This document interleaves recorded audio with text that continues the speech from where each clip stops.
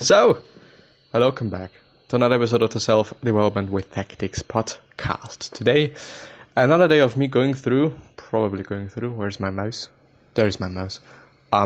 Going through some Reddit things while I'm rendering an image. It looks okay. It is fine. So let's go. It's probably going to be the Stoicism subreddit, because it is actually very interesting, not necessarily because I'm such a stoic guy and I'm always caring about stoicism and I am the most stoic of them all. No, not really, but often there are some questions that I think are pretty useful, useful to think about, useful to keep in mind, useful to, ponder upon for a couple of minutes. But yeah, anyway. Why am I stuck thinking about the past? This was never a problem for me. I can't help but always remembering how things used to be, my childhood, my older thoughts and opinions, what I used to enjoy doing, my first time doing stuff, memories about how I used to hang out with people. I don't see any more etc. It makes me so sad, it literally triggers me really badly. Everything reminds me of the past, old dates, any dumb thing, and I'm thinking of the past. This has been happening for months now. I'm guessing you are in a transitional period. Fear of change makes you cling to the past. Stoicism posits. Do you really write it this way? I'm actually not quite sure. Posits, well, I don't know. Posits your control. What? Stoicism posits you control your emotions. Okay, anyway. When you feel yourself going down the rabbit hole, take 5 to 10 breaths and have each inhale and exhale take 7 to 10 seconds. Follow your breath in and out. Ground yourself in the present moment. I would second everything in this post. Thank you. I think one of the best things one can do, and this is certainly, I don't know if it is stoic advice, but it's just my advice. Just what I've been going through so many book summaries. I've been in the space for 3 years now, and this whole self-development and whatnot space, and also to some degree the quote-unquote hustle space, always trying to do this, always trying to do that, always trying to do the other thing. But I think good advice is, it is okay to feel bad. It is okay to also be sad for a month or something. Just take your time. But, and this is something that I'll always say, it is okay to take time. It is okay to cry. It is okay to feel bad. It is okay to, have periods of time where you do not really feel that good. But this should not be the new normal. This should not be how you're feeling each and every day. This is not how things should be. Not for the sake of, I want to be normal, I want to do this, I want to do that. No, this is not my point. But I want people to feel good. And sometimes people just need a kick in the ass. And by the way, just searching for some headphones that I, maybe do not really need. So anyway, take your time. Think about it, maybe journal about it, write something about that. Writing really makes you think differently about things, meaning clearer. When I'm writing something down, I really have to think about what I'm writing down, which makes things clearer, and more precise, more direct. This is what I'm thinking about. By the way, I also like learning by writing things down. It is, it's positives and negatives, as quite always. When I write something down, I tend to lose all my notes, which is not that amazing. But on the other hand, I feel like I'm learning things better because of the motion. There are also some studies on that, when you're writing things down, you're learning quicker by doing so, or better by doing so. But I don't really know. As I said, there are upsides and downsides of whatever you're doing as well. dwelling too long and complaining too long, because you're potentially losing quite a lot of time, which I don't know if you like that. I don't like losing time. I already feel, and I'm 21 now. Sometimes I forget how old I am. I tend to think that, a day with 24 hours is way too less. I would like the day to be way longer than it actually is. But it is what it is. I can't change that. And so complaining about that is useless. By the way, actually, as well as quote unquote complaining, maybe let's actually call it dwelling about the past, and the past being better, the past being whatever, and missing the past. Well, the past is the past. You cannot do something about that. This is, actually, that this is going to happen, and it might be a very useful thought for the future. And this is something I thought or talked about yesterday. There is always going to be a last time, whatever you're doing. So whatever you're doing right now at this second, and it is actually a reminder for myself as well, whatever you're doing right now, keep it in mind that this might be the last time you're doing so. So better enjoy it. Unless it is something you absolutely hate, then really seek a way to not do this again. But yeah, Stoics take on collecting.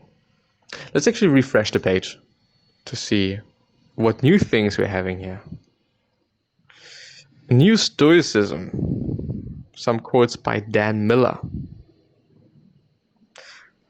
Let's actually check out some quotes by Dan Miller, and this is a YouTube video, so I'm not gonna do this. No, always block. No, I don't want to get any notifications. Thanks a lot. It's okay. Whatever just happened, I don't know.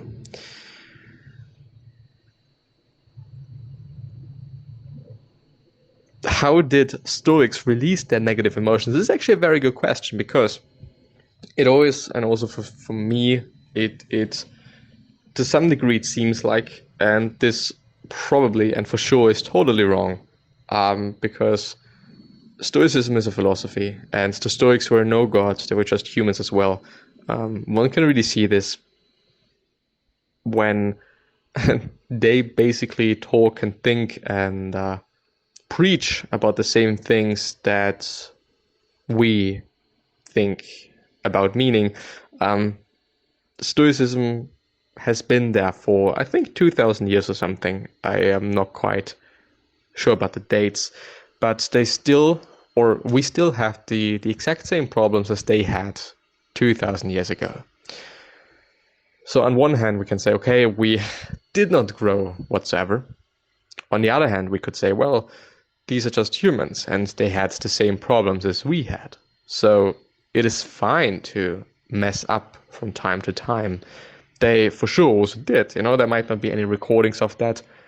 I do actually not know. But they for sure also messed up from time to time. I mean, all right, let's say I'm in a bad situation.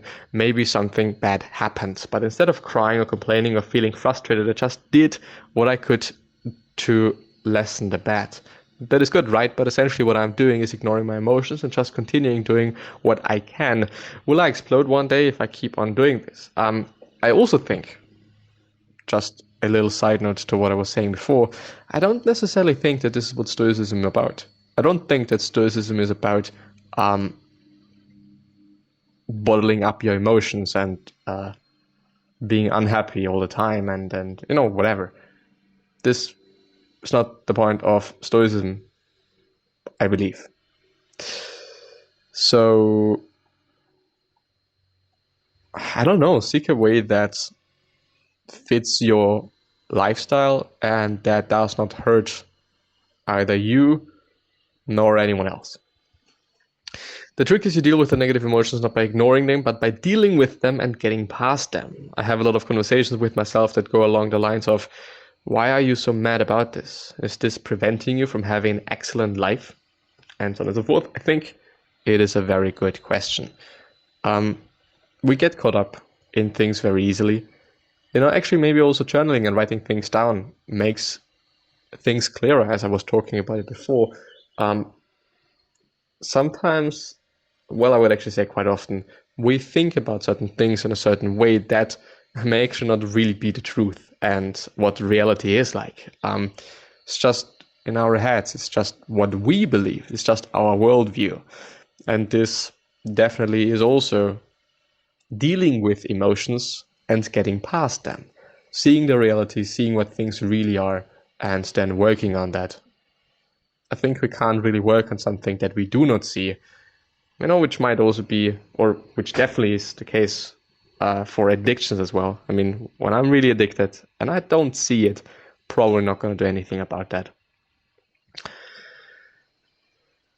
What matters is the prestige of the school. Sounds like something my dad would say after being in the workforce for 20-some years. Only a handful of people even know where I went to college, and that is because they won the NCAA championship. And as well, tell our son, C's gets degrees, get through school and gets the degree. You are putting way too much pressure on yourself. I think it really depends on what you're trying to do. I haven't read the comment before, but I think this gives me enough context to talk about it. I think school is important.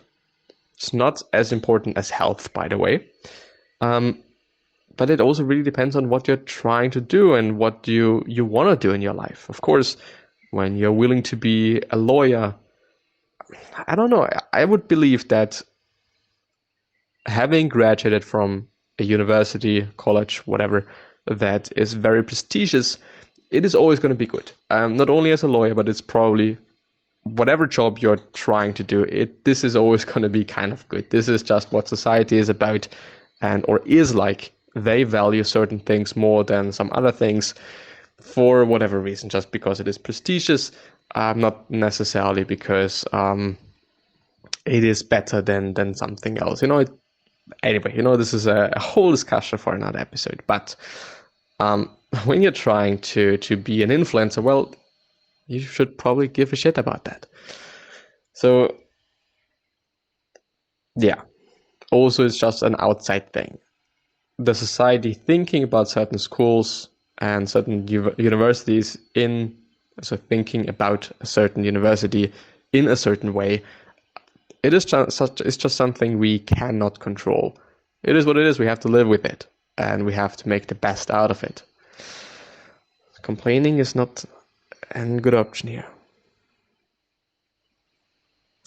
Always steer into that emotional storm, never around or away from. You'll be surprised how quickly you get over it and let that stuff go. 1 or 2 more productive things from there. It's actually the case, things eventually are going to build up, and